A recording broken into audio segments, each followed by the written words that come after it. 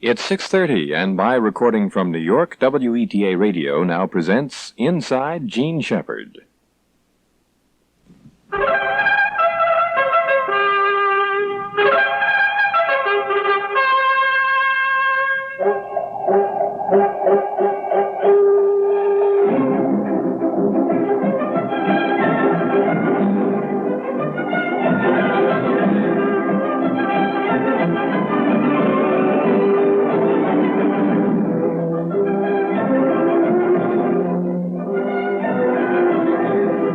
Give my regards to Broadway.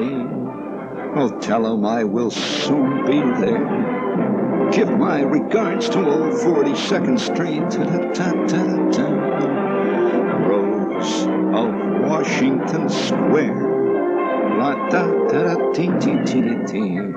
Oh, listen, do I have some fantastic secret underground lyrics to that one. For those of you who want to know the real lyrics to Rose of Washington Square, send your name and address to Adult Lyrics.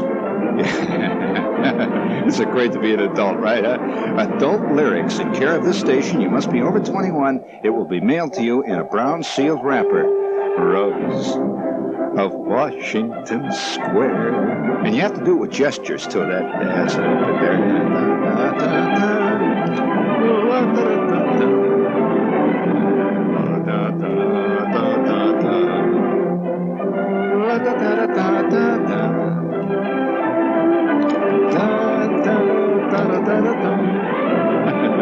Don't you wish you could take things seriously?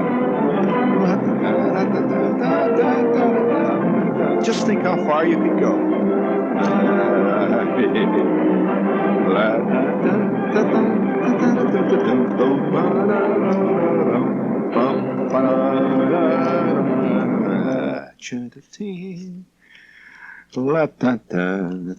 You will note a certain, let's put it this way, a certain giddiness in my attitude tonight, right? A certain bonhomie. A certain the hell with it all, right? Well, I'll tell you why this is. Now, I'm going to have to start right from the beginning. I got this card from this kid. You know, you always get this stuff in the mail, and half the time the stuff doesn't mean anything. There's all kinds of cuckoo birds writing all the time. You don't pay any attention to that. You develop a skin like a rutting rhinoceros. You don't know what a rutting rhinoceros is like? Well, I know of one case. A friend of mine was driving through India in a Volkswagen van. And they were up in the upper Assam province, which is where there are a lot of rutting rhinoceri at certain times of the year. And this rutting rhinoceri came out of the weeds. And within 15 minutes, that Volkswagen van was pregnant. Rose of Washington Square. La-da-da-da-da. They're living quite nicely now. He's still living. You know, they have very bad eyesight, these rhinoceri. And he and the van are still living quite nicely there in Assam. And they've already got grandchildren. It's been a couple of years now. Rose. And the thing about a rhinoceros, you understand that the horn of the rhinoceros is considered by many Orientals as a fantastic aphrodisiac. Well, what do you think it does to the rhinoceros? I mean, he's got it growing right out of him. I mean, you have to go and get it. He's got it. Great big horn sticking out there. Well, so as a net result, the rhinoceros is not only extremely active in certain areas. He may look quite lethargic at times when you see him walking around eating hay. Or, he's just walking around eating the peanuts the kids throw to him in the park. But when he is out in the weeds, and it's the right phase of the moon, everything comes together. You wouldn't believe it. And what's worse, well, I don't know how to bring up this sensitive point, but what's worse, my friend's Volkswagen van was still under warranty. Now, the guy bought the van, and the next thing you know, it's pregnant. How can he go back to the VW place and say, Well, we ran into this rhinoceros, see, and now my van is pregnant. And what am I going to do? I mean, it's pregnant. It's getting fatter. It's got 17 little rhinoceroses that have wheels growing inside of its gut. Well, so he just gave it all up and came back home. And he's somewhat of a recluse now. Although I think basically all of us are somewhat of a recluse inside of our own mind. You agree with that, Sam? Right. Okay. I mean, inside of every man, they always say inside of every fat man there lives a thin man. Well, I would say this, inside of every thin man there also lives a fat man, ready to be released at the wave of a powerhouse candy bar and a 4-gallon jug of Thunderbird wine. I mean, give them everybody's got its price, in other words, what I'm saying, and deep inside you're skinny, huh? You never gained weight? Well, that's because you have not yet met your true cosmic karma food yet. You've been lucky. People have been giving you broccoli all your life, right? Yeah, all your life they've been giving you broccoli and underdone hamburger. So no wonder you're skinny. Who the heck would eat that anyway? But let me tell you, one day you're going to run into key lime pie, which is banned in many states. For the obvious reasons. There's one of the saddest things is to go down to Miami and see wandering derelicts wandering up and down the streets of Miami in the backwashes of this tropical paradise, looking for a key lime pie fix. And they were all nice businessmen years before. Ran Ford agencies and, did the work. Okay? Anyway, the kid sent me the card and says, Shepard, I live in Darien, Connecticut, which is bad enough. I listen to you all the time. You're always laughing and hollering. Shepard, you must have some disappointments in your life. Signed, a disillusioned listener. You're a phony. You can't be always happy. Kid, don't you realize this is a case of laugh, clown, laugh? You don't think that Laurel and Hardy were always happy. Why do you think that Hardy was always hitting Laurel in the mouth? You laughed, but Laurel didn't. He cried. Don't you remember? It was you that was doing the laughing, not him. You never saw Hardy laugh when Laurel loused it up again. And Hardy fell in the water because he stepped on Laurel's roller skate, right? And he come out of the water and he flicked his necktie. You didn't see him laugh. He says, what have you done now? It was you that laughed. You don't think Shepard's laughing, do you? Oh, no. Oh, no. It's you that are laughing. Rose of Washington Square. I'll tell you. Okay, all right. Every 4 lousy years, I get a disappointment. And it's a big one. Every 4 years. It happened again. I should have thought by now I could have done something about it. Look, I'm in Who's Who. Do you realize that? Who's Who? Of course, they have me listed as a garage dealer, guy that sells modular garages in Cleveland. Did you ever hear of a modular garage? That's all right. I'm in Who's Who. Got this show, do this television. You'd think, with everything, I'd have it made, right? Oh, that's the trouble with man. The more he gets, the more he wants. There was a time when I was 8, the thing that I wanted to do most of all was to be a Cub Scout. Well, I became a Cub Scout. Then what happened? You think that was enough? Shepard's made it. He's a Cub Scout. What else does a man want? Nope. Then I wanted to be a Boy Scout. See what I'm saying? I became a Boy Scout. I no sooner was sworn in when I discovered that there were Boy Scouts, and there were Boy Scouts. I mean, there were Tenderfeet, and there were Eagle Scouts. I was a Tenderfoot, which is, nothing. I mean, even the phrase is a put down. Tender feet. That's a put down.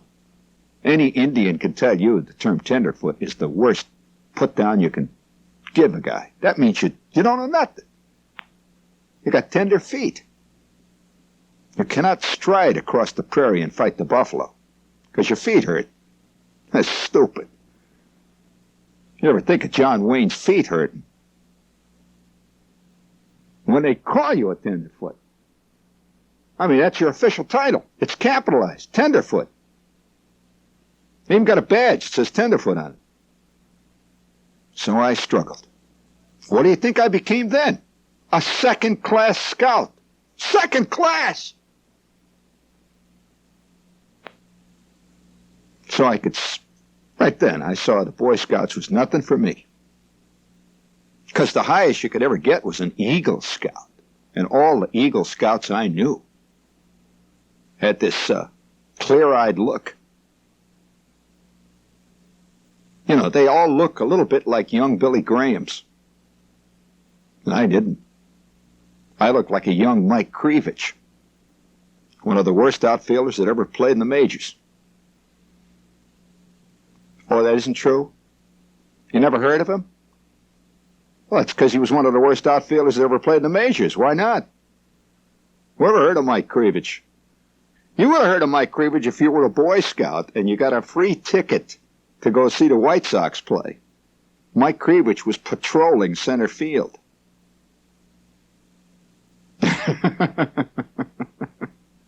Oh, yeah, I'll never forget Mike Krivich one time playing in a City Series game against the Cubs. He's the only outfielder that disappeared into the vines chasing a fly ball. You know, they got these vines growing out there and didn't come out.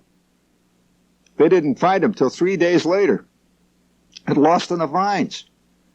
By that time, there was a soccer game going on out in the field there, and he came come running out, and he had the ball. I caught it. Too late, Mike. Okay, all right. We've done away with this fun and games now. It's time to tell you why I am disappointed every 4 years. You were waiting to find out, right? All right, I'll tell you why. What happens every 4 years in this country? An election. And who is elected every 4 years? What is the office? Well, you know what the office is, right? It's called president, right? Every 4 years, they elect this president. Now, that's one of the things that sets our country apart from a lot of other countries. You see, what happens in most other countries, when the president takes over, he changes his title to Generalissimo. And they don't elect him anymore. I mean, so you can complain about the system, but boy, I don't know what you'd do if you were under another one, or if you had the same president for 112 years. And, you know, he comes out every time, he's got this big hat on, wears these black sunglasses, and he's called El Benefactorissimo, or some great thing like that. You know, they give him the title like the Sun King. Well, nevertheless, every 4 years we elect the president. Okay, now what does the president do right after he's elected? Well, he gives a couple of speeches. All the press go wherever he is, and they talk to him all the time, and they make all these plans, and they have a thing called the transition period. Correct? Now, the transition period means one guy who has got the mitten is leaving, and another guy who has just gotten the big checkered flag in the big 4-year race, he is going to sit in the catbird seat for the next 4 years, maybe 8 years, right? Okay. Now, the transition means when one crowd is moving out and another crowd is moving, it's very much like a divorce. Yes, there is a transition period in every divorce where one bad news person moves out of your life, and there's a period of, let's say, hanging loose, and then the next bad person moves in. Right? Okay, you understand? That's called the period of adjustment in the marriage circles. In political circles, it's called the transition period. Now, within a year, half of the people who are, you know, wildly enthusiastic about Carter are going to be walking around yelling. Why? It's not because Carter did something bad. It's because events calculated in such a way as to always cause trouble to whoever moves in. It's just like it's a divorce again, right? Okay. So you get this new chick, right? This new girl. Oh, this is the way life is going. It's fantastic. Look at it. Oh, wow. Oh, wow. What made me see anything in Emily? Well, a shrew. She did nothing but complain. All right. So in comes Mindy. Second wives tend to have cute names. First wives tend to have names of women, like Clara, like Esther Jane. Many guys spent his life, secretly regretting the fact he didn't marry somebody named Candy. Or Boom Boom, or well, I mean, after all, let's take a look at the names. You go to see striptease. You never heard one called Esther Jane. Tonight you're going to see Esther Jane. Esther Jane Alberry is going to do a striptease. You wouldn't go. You want to see somebody named Boom Boom, right? Somebody named Candy. Somebody named Patchy Fog. I mean, great names like that. So the second wives tend to have cute names like that. Guys will marry girls named Kathy, Cindy, the second wife. That's generally the second wife's syndrome. And the women are the same way, They wind up, the first marriage is always to somebody named Clarence, Chester. I mean, you never hear about Chester. Is there a serious actor today in the movies named Chester? You can't think of one. And if it's a comic character, if it is, right? Chester on what was the name of the show? There used to be a guy, Gunsmoke Chester. Was he the hero? No, he was this clod that walked around saying, "Hey, by George, we're going to," he's saying things like, "My God, we're going to have to get after him, guys, right, Star?" And at that point, James Arness, or whoever it was, got up and he jumped on a horse and he galloped away. Well, all right. Women marry, in their second go-around, people with great names like Rod. Oh, yeah, there's 15 movie stars named Rod. They marry guys named, names like Hal. Yeah, that's Hal. That's a typical second husband name. Hal. Well, it's only years later you discover it's actually Harold. They stop calling him Hal, They say, "Who's that funny-looking guy whose nose is running over in the corner?" That's who used to be Hal. Okay? So anyway, every 4 years we go through the transition period. Now, the transition period is the period, they even use sexual phrases. If you notice, they say that it's going to be the congressional honeymoon. Okay, that means everything's hunky-dory while you're on the trip, on the way to Niagara Falls. On the way. It's when you get to Niagara Falls and it turns out that the motel did not get your reservations and you're going to spend the night out in the parking lot with the rain coming down, that the honeymoon starts to, fall apart. After a while, she says, "Well, I thought you called." He says, "Now, look, don't use that tone of voice on me." By the way, it's exactly what he said to Esther Jane for the last 9 years. He says, "Now, don't use your tone of voice on me. That tone of voice, you're implying I didn't call." He says, "Well, he said he didn't get it, the reservation." He says, "Has it occurred to you that he's stupid?" She says, "It's occurred to me, but I don't know." All the while, the falls are going down there, the water's flying up and down. From that point on, things are a little different. That's called the period of awakening. We will have that. And everybody, of course, will think, the guy lied to us. Well, just like every guy that marries this girl who turns into a wearing blender 6 months after he's married, if he had looked at her carefully, he says she was a wearing blender all the time. And if this girl had looked at Hal, she could have seen. He actually was basically a Harold whose nose ran all the time. Just no, nobody lies. It's just that familiarity breeds, what is it? That's right, gang, you got it. Well, anyway, what is my 4-year disappointment? Well, I'll tell you. there's always an announcement made by the president-elect. I hate to even tell you this. This is, some disappointments are so painful. They really are, that you don't want to make a joke out of them. I'm not making a joke out of it. It really bugs me. Seriously, it bugs me. Every 4 years it is announced.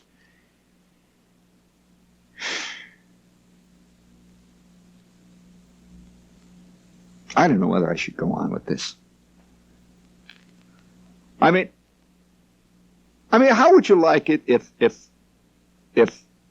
Stan Laurel, you remember of Laurel and Hardy, all of a sudden in the middle of a film, walked out to the front of the stage, took off his funny little derby, took off his rubber nose, and said, "Now look, folks, now you're all out there having a hell of a time laughing at what this big fat slob is doing to me.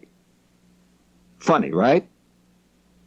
Well, I'm going to tell you how it feels to get kicked in the rump by that guy. Do you know that we did that last scene 23 times? He kicked me in the rump 23 times. And each time he did it harder. Why? He hates me. I hate him. That's why I keep doing what he thinks are dumb things. I'm trying to get back at him." Okay. All right, Oliver, let's get back to the film. Now, would you like that? No. So I better not tell you what really disappoints me. No, you don't want to know. Now, go ahead and boo. I don't care. Doesn't make any difference to me that you're sitting out there booing, yelling, hollering, tell us. Because you know what's going to happen? The minute I tell you, then you're going to be mad at me again. You say, "What did he tell us that for? Why does he bring all that stuff out? Why?" Because you wanted it, you dummy. That's why. Remember, you asked for it, or I'll tell you what it is. Every 4 years, no matter who the president is, no matter what party, he makes an announcement. What does he say? "Well, for the next 8 weeks before we take office, we're going to comb the country for the best men that we can find to head up every department. We are not concerned with party labels. We're looking for the best person that we can get in every department. We're looking for the best men in America, the best peoples. I don't care whether they're men, whether they're women. I don't care whether it's a grape. The point being, we're looking for the people that are the best qualified to be right here running the country." Now, don't they say that? Yeah, how'd you like my overall president son, right? So, what happens at that point? You notice what the key word was? Call. They're going to call them. Every 4 years, I wait for the phone to ring.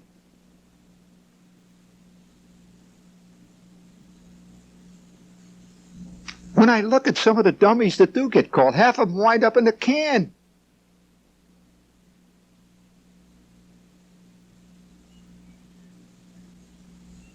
Every 4 years I wait for the phone. I thought that it was going to be different with Johnson. I thought that it was going to be different with Kennedy. I had a glimmer of hope, even, believe it or not, with Nixon. I was not a Nixon man. But I figured you're looking for the best people. Now they have announced that they have completed all their calls. Another 4 years. Just once, I would love to have it. Just happen, I'm sitting there in the office. I got my can of yogurt in front of me. All the offices in New York, by the way, now, for those of you who are not living in New York, come complete with 12,000 yogurt eaters. Everybody sits at his desk now and eats yogurt. Now, a lot of them can't stand it. In fact, half of them are dumping it into the wastebasket behind them, and putting waste paper on top of it. But you got to eat yogurt to show you're with it in New York now. By the way, they're bringing out all kinds of great yogurts. They used to be, remember, strawberry yogurt and vanilla yogurt. Now they're bringing out Jim Beam yogurt. Wait till you try Chivas Regal yogurt. Guaranteed 12 years. That's the day that yogurt will have come of age, right, gang? Anyway, yeah, and for the other crowd, there'll be, for the crowd that likes to live its life in the pop style, there will be Bally High yogurt, Thunderbird yogurt, Anyway, I'm sitting there, I just love to have it. When all of a sudden, in the outer, we got this girl there, it's just a phone. I can hear the phone ringing out there, and all of a sudden she says, "Oh, you got a phone call?" I says, "Yeah." "Yes, you have a phone." "You'll never guess who it is." I said, "Who?" Figuring, of course, there's always trouble. Her face is ashen. She's scared. She says, "I'm putting it through. It's a call from..."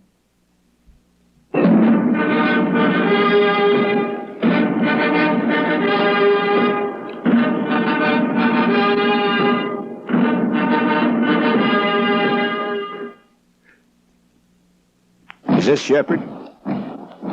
"This here's the president-elect, Shepard. And our scouting teams has been out looking for you. We've been searching the country for a man just like you. Your name is Gene Shepard, is that correct?" "Yes, sir. Yes, sir." Spelled with a J. We had a little confusion over that at first. Because we figured that the name of Gene there with a J, you might be filling up one of our minorities, actually a woman or something like that. But we ain't going to let that hold it against you.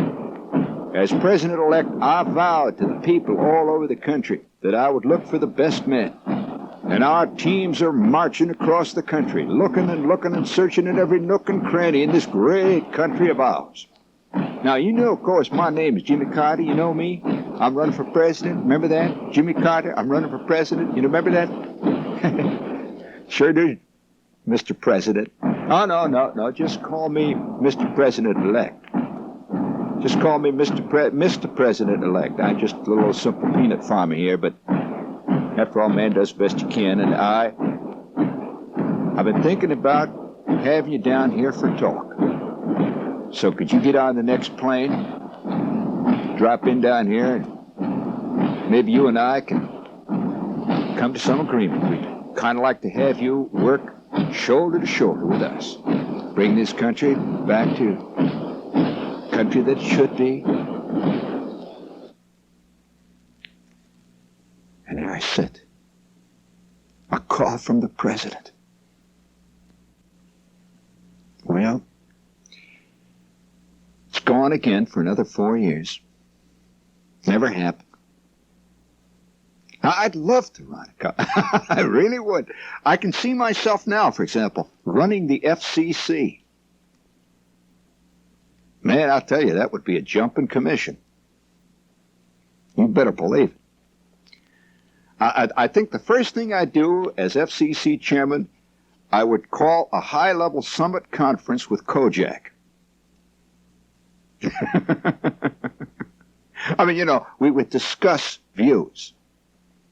And then I would have a high-level conference with Beretta. They'd come in with the cockatoo, and we'd discuss communications. Oh, it's 4 years, Ken. Why do I dream like this?